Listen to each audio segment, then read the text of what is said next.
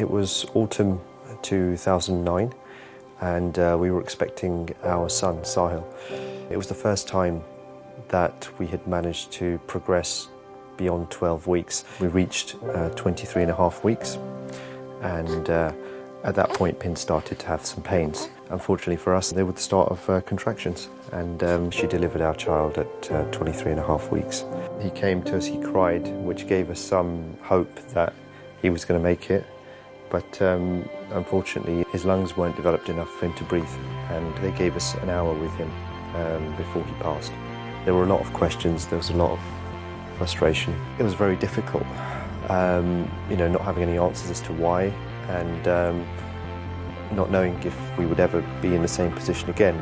We came across Tommy's when we were looking at avenues to deal with our loss.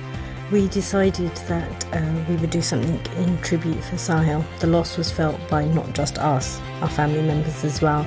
So it was a way for all of us to deal with it and do something positive, which is when we did the half marathon for Tommy's. We managed to raise £7,500, which was fantastic. We never thought we'd be able to do that kind of thing.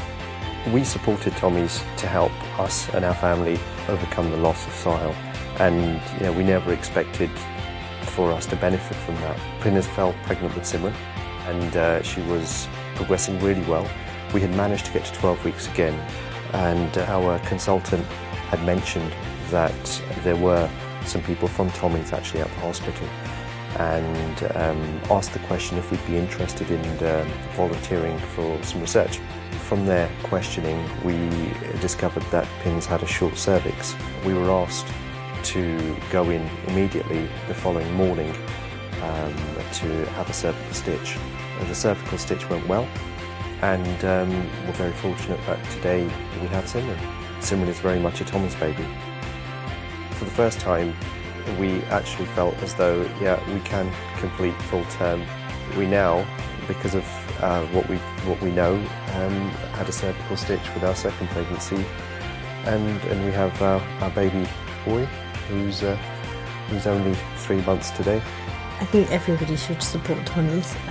There is nothing more precious in life than having your own children, and the amount of people that can't have children or lose them is unbelievable. And if there is something that can be done about that, you cannot put a price on that. From my personal experience, I believe it's given me the single most important experience of my life, and for someone to help me to achieve that, I can't put into words.